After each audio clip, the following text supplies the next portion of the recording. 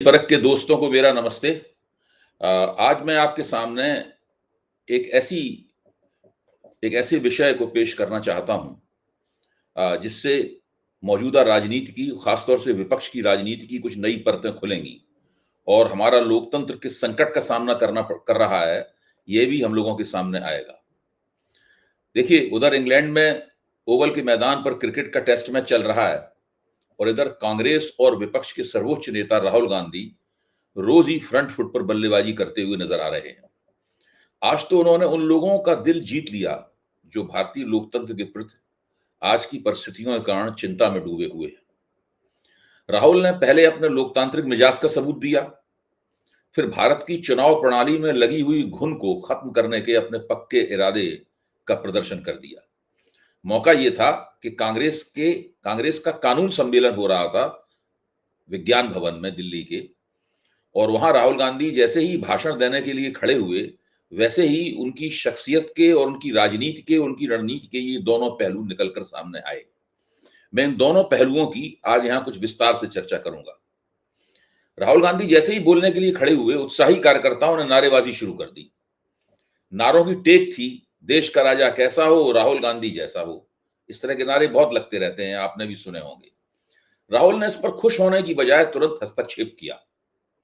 उन्होंने कहा, नहीं भाई नहीं, न मैं राजा हूं और न ही राजा बनना चाहता हूं। मैं तो इस तरह की समझ के ही खिलाफ हूं। राहुल की यह बात लोगों को एक तुलना करने की तरफ ले जाती है, नरेंद्र मोदी से तुलना करने की तरफ। उन नरेंद्र मोदी से जो 2013 में प्रधानमंत्री बनने की कोशिश करने में लगे हुए थे और उनके सामने देश के बड़े बड़े पूंजीपति वाइब्रेंट गुजरात सम्मेलनों में उनका नाम लेते हुए उन्हीं के सामने कहते थे कि देश का राजा ऐसा होना चाहिए। मोदी जी मंद मंद मुस्कुराते हुए अर्थपूर्ण ढंग से सिर हिलाते रहते थे। मोदी का यही रवैया 2024 के लोकसभा चुनाव से ठीक पहले उन्हें इस हद तक ले गया कि वे राजा से भी आगे बढ़कर खुद को नॉन बायोलॉजिकल बताने लगे। संघ से भेजे गए कई प्रचारक नेता भी चाटुकारिता दिखाते हुए कभी तो उन्हें विष्णु का अवतार कहते, तो कभी देवताओं का देवता कहते। जिस समय राहुल भारत जोड़ो यात्रा कर रहे थे उस समय जिस समय राहुल भारत जोड़ो यात्रा कर रहे थे और कड़ी सर्दी में केवल टी शर्ट पहनकर सारे देश को चकित कर रहे थे, मोदी जी उस समय कभी केदारनाथ की कंदराओं में श्वेत वस्त्रधारी तपस्वी का वेश बनाकर तस्वीरें खिंचाते हुए दिखते थे, कभी समुद्र में फर्जी किस्म की गोताखोरी करके पाताल लोक वासी होने की छवि पेश करने में लगे हुए थे। आपको याद ही होगा कि मोदी जी ने उन दिनों न केवल अयोध्या में राम मंदिर की प्राण प्रतिष्ठा की थी, बल्कि वे अबू धाबी के मंदिर और संभल में कल्की धाम की प्राण प्रतिष्ठा करते हुए भी दिखाई पड़े थे। मोदी जी हर कीमत पर एक ऐसे शासक की छवि पेश करना चाहते थे जो न केवल देश का राजनीतिक मुखिया है, बल्कि आध्यात्मिक मुखिया भी है। और मुझे तो लगता है कि वे योगी आदित्यनाथ की यहां पर नकल कर रहे थे। मेरी इस बात पर ध्यान दीजिए, आदित्यनाथ जी ऐतिहासिक गोरखनाथ पीठ के मुखिया हैं और उत्तर प्रदेश सरकार के भी मुखिया हैं। यानी वो दावा कर सकते हैं कि वो एक साथ हिंदुओं के आध्यात्मिक प्रमुख भी हैं, धार्मिक प्रमुख भी हैं और साथ साथ में उनके राजनीतिक प्रमुख भी हैं। मोदी जी का इरादा भी कुछ ऐसा ही दिखाने का था। वे चाहते थे कि अगर एक बार इस देश की जनता उन्हें तपस्वी, आध्यात्मिक और ईश्वरीय अंशों से संपन्न मान ले तो उनकी सत्ता हमेशा हमेशा के लिए पक्की हो जाएगी। जिस समय मोदी जी की ये नौटंकी चल रही थी, उस समय राहुल गांधी कभी मोची की दुकान पर दिखते थे, कभी धान की रुपाई करती हुई किसान औरतों के साथ होते थे और कभी किसी अति पिछड़े कारीगर के साथ होते थे, कभी मार्शल आर्ट सीखने वाले नौजवानों के साथ होते थे। आप यहां देख सकते हैं कि राहुल गांधी के रवैये में और स्वयं को जनता के साथ जोड़ने के तरीके में मोदी के मुकाबले राहुल का कितना जमीन आसमान का अंतर है। कांग्रेस के कानून सम्मेलन में यह सब अंतर तो साफ हुआ ही, पर राहुल गांधी यही नहीं रुके। उन्होंने वह बात एक बार फिर कही जिसके बारे में मैंने कल डॉक्टर प्यारेलाल गर्ग से विस्तार से चर्चा की थी। उन्होंने कहा कि कर्नाटक में लोकसभा का चुनाव किस तरह से चुराया गया, उससे उन्हें यकीन हो गया है कि अगर 2024 में भारतीय जनता पार्टी 15-20 सीटें और हार जाती तो सत्ता में नहीं आती। मोदी जी आज संसद में प्रधानमंत्री की कुर्सी पर न होकर विपक्ष के नेता होते। मुझे तो लगता है कि राहुल ने भाजपा की वह तिकड़म खोज निकाली है जिसके सहारे वह कर्नाटक, उड़ीसा और आंध्र में स्वयं जीती या अपने सहयोगी दलों को उसने जिताया, जैसे कि तेलुगु देशम। मुझे यह भी लगता है कि राहुल जल्दी ही कर्नाटक के 2 लोकसभा निर्वाचन क्षेत्रों के वोटर विश्लेषण से यह साबित कर देंगे कि उसने कहीं ना कहीं ऐसे अदृश्य वोटरों का एक विशाल दल तैयार कर लिया है। ध्यान कीजिए, ऐसे लाखों वोटरों की कुछ टीमें हैं जो किसी भी राज्य में मतदान से पहले वहीं के कागज तैयार करके वहीं जाकर जम जाती हैं और फिर भाजपा के लिए बड़ी सफाई से रणनीतिक वोटिंग करती हैं, जिससे कड़ी लड़ाई में पलड़ा जो है वो भारतीय जनता पार्टी के पक्ष में झुक जाता है। मेरे विचार से शायद यही है राहुल गांधी का वह एटम बम जो वे चुनाव आयोग के सिर पर फोड़ना चाहते हैं। सारा देश इस एटम बम के फटने की प्रतीक्षा कर रहा है। जिसमें आपसे मैं चर्चा कर रहा हूं, एक नई बात और मेरे दिमाग में आई है। मोदी जी ने एक उद्यम शुरू किया है, एक देश एक चुनाव का। तो अगर एक देश एक चुनाव होगा तो आप समझ सकते हैं कि वो कितने चरणों में होगा। जब लोकसभा के चुनाव में इतने चरण होते हैं, 6-6, 7-7 चरण होते हैं, तो एक देश एक चुनाव जब राज्यों के भी वोट पड़ रहे होंगे, लोकसभा का भी वोट पड़ रहा होगा, तो और भी ज्यादा चरणों में एक निश्चित अवधि में ही जाएगा, एक ही बार में हो जाएगा, लेकिन वो कई चरणों में होगा। जब चुनाव कई चरणों में होता है तो इस प्रकार की जो टीमें होती हैं जो उस इलाके के उस इलाके में मतदाता होने से संबंधित कागजों से संपन्न कागजों से लैस होती हैं, वो टीमें जाकर बड़ी योजना पूर्वक इधर से उधर जा सकती हैं और जाकर किसी एक पार्टी के पक्ष में मतदान कर सकती हैं, बशर्ते सत्ता और चुनाव आयोग के बीच में एक नापाक गठजोड़ हो।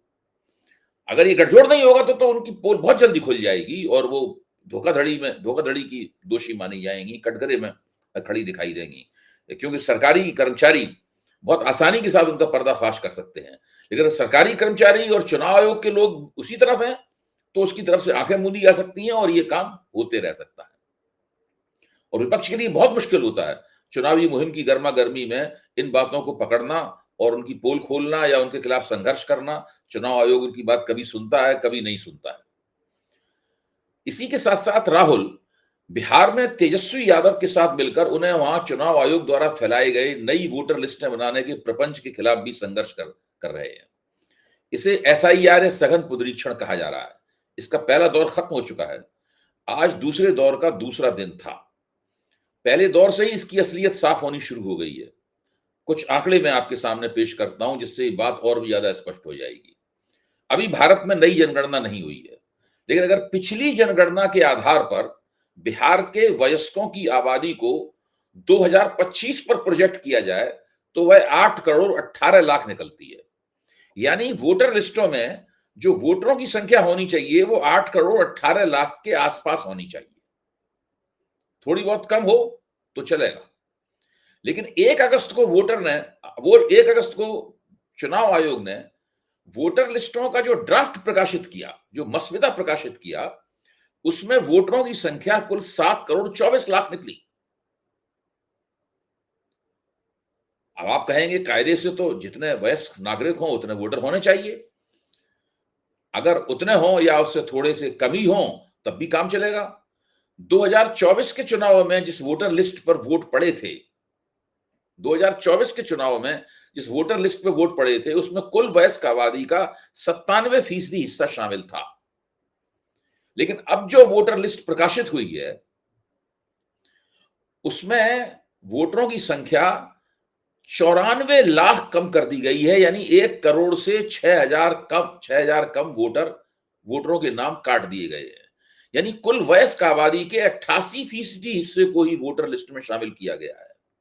यानी वयस्क आबादी का 12% हिस्सा जो है वो वोटर लिस्ट से पहले चरण के बाद ही बाहर हो गया है। दूसरा चरण तो अभी शुरू हुआ है, उसको 2 ही दिन हुए हैं। इसी तरह से एसआईआर पूरे देश में होनी है। अगर बिहार के सुधारों को पूरे देश पर प्रोजेक्ट किया जाए तो इस हिसाब से देश भर में कोई 9 करोड़ वोटर लिस्टों से बाहर हो जाएंगे। आप सोच लीजिए, 9 करोड़ लोगों का मतदान का अधिकार छिन जाएगा।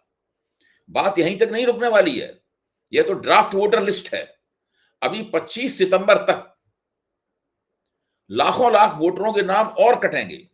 जबरदस्त संघर्ष होगा, आपत्तियां होंगी, फिर फील्ड इंक्वायरी होगी, फिर इंक्वायरी के नाम एक स्पीकिंग ऑर्डर जारी किया जाएगा। इस बातों के बारे में पहले मैं आपको बता चुका हूं। न जाने यह सिलसिला कहां रुकेगा। अब वोट कटने का पैटर्न भी दिखाई देने लगा है।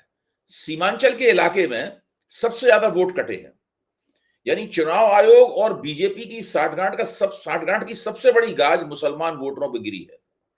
हम जानते हैं कि सीमांचल में 4 जिले आते हैं, अररिया, कटिहार, पूर्णिया और किशनगंज। हम यह भी जानते हैं कि यह क्षेत्र सघन मुसलमान आबादी वाला है, लेकिन इसकी सीमा बांग्लादेश से नहीं बल्कि नेपाल से मिलती है। बांग्लादेश की सीमा नजदीक है पर मिली हुई नहीं है। हमारे मित्र योगेंद्र यादव ने एक बेहतरीन विश्लेषण करके बताया है कि बांग्लादेश में तो शेख हसीना की सरकार का तख्ता पलट होने से पहले प्रति व्यक्ति आमदनी 19,200 रुपए थी। बांग्लादेश में एक टेक्सटाइल बूम आया हुआ था, जिसकी वजह से वहां प्रति व्यक्ति आमदनी बहुत बढ़ गई थी उस वक्त, यानी 2024 में ये प्रति व्यक्ति आमदनी 19,200 रुपए थी। जबकि उसी वक्त 2024 में उसी वक्त बिहार में केवल लोग प्रति व्यक्ति 5,570 रुपए ही कमाते थे। यानी बांग्लादेश में बिहार के मुकाबले प्रति व्यक्ति आमदनी चौगुनी थी। अब आप सोचिए, चौगुनी आमदनी को छोड़कर कोई बांग्लादेशी बिहार में घुसपैठ करने के लिए क्यों आएगा? तो ये पूरी दलील जो है कि बिहार में बांग्लादेशी घुसपैठिए भरे हुए हैं, और वो खासतौर से सीमांचल के इलाके में है जहां सघन मुसलमान आबादी है। ये पूरा तर्क ही अपने आप में फर्जी तर्क है और एक नकली किस्म का डर फैलाने की साजिश के अलावा नहीं है। चूंकि चौगुनी आमदनी छोड़कर बांग्लादेशी बिहार में घुसपैठ नहीं करने वाले हैं, तो उसका नतीजा क्या है? अभी तक चुनाव आयोग ने एक भी ऐसे वोटर की शिनाख्त नहीं कर पाई है जिसका नाम वोटर लिस्ट से बांग्लादेशी होने के नाते कटा हो, एक भी नहीं। यानी जो 94 लाख वोटरों के नाम लिस्ट से काटे गए हैं, उसमें बांग्लादेशी होने के आरोप में एक भी वोटर का नाम नहीं काटा गया है। इसके बावजूद सीमांचल में वोटरों को सबसे ज्यादा कटौती का सामना करना पड़ा है। वहां के लाखों वोटर अपने मतदान के अधिकार से वंचित हो गए हैं। मुझे तो लगता है कि जब तक राहुल गांधी अपने एटम बम फोड़ने की स्थिति में होंगे, तब तक अगले 15-20 दिनों में वह पैटर्न भी साफ हो जाएगा कि एसआईआर के दूसरे चरण में किसके वोट कट रहे हैं और किस आधार पर कट रहे हैं। तब राहुल गांधी, तेजस्वी यादव, सीपीआई-एमएल के महासचिव दीपंकर भट्टाचार्य और मदन सहनी को बैठकर यह तय करना होगा कि वे बिहार का चुनाव लड़ें या उसका बायकॉट करें। देखिए, तेजस्वी यादव कम से कम 2 बार ये वक्तव्य दे चुके हैं कि वो बिहार का चुनाव बायकॉट करने के बारे में भी सोच सकते हैं। वह दिन भारत के चुनावी लोकतंत्र के लिए कयामत का दिन हो सकता है, जिस दिन बिहार में विपक्ष बैठकर ये तय करेगा। इसमें एक राष्ट्रीय पार्टी भी शामिल होगी और बाकी बिहार की महत्वपूर्ण पार्टियां शामिल होंगी, महागठबंधन की पार्टियां शामिल होंगी। वो दिन, मैं फिर से कह रहा हूं, भारत के चुनावी लोकतंत्र के लिए कयामत का दिन हो सकता है। हम दम साध कर उस दिन की प्रतीक्षा कर रहे हैं। हमारा लोकतंत्र इस समय दो राहे पर खड़ा हुआ है। यहां से वह या तो पतन के गर्त में चला जाएगा, और अगर संभल गया तो फिर उसका ग्राफ ऊपर जाना तय है। दोस्तों, लोकतंत्र के लिए इस खतरे की शिनाख्त करके मैंने आपके सामने जो पूरी बिसात बिछी हुई है वो पेश कर दी है। अब मैं दोबारा इसी तरह की किसी अन्य समीक्षा के साथ आपसे मुलाकात करूंगा। तब तक मेरी आपसे ये अपील है कि अगर आपको नई परख के इस तरह के कार्यक्रम अच्छे लगते हैं, अगर आपको मेरी समीक्षा लगती है, नई परख पे हम लोग और तरह तरह की चर्चाएं आयोजित करते हैं, अगर आपको वो चर्चाएं पसंद हैं, अगर आपको लगता है कि नई परख थोड़ा सा निष्पक्ष किस्म का चैनल है, वो दोनों पक्षों की बात को सामने रखने की कोशिश करता है, तर्कों के साथ अपनी बात कहता है, प्रमाणों के साथ अपनी बात कहता है, तो नई परख को सब्सक्राइब कीजिए और अपने दोस्तों को भी सलाह दीजिए कि वो भी नई परख को सब्सक्राइब करें। अब इस तरह के चैनल आगे बढ़ेंगे तो पत्रकारिता मजबूत होगी, लोकतंत्र मजबूत होगा और हमारा और आपका रिश्ता और भी ज्यादा प्रगाढ़ होगा। बहुत बहुत धन्यवाद।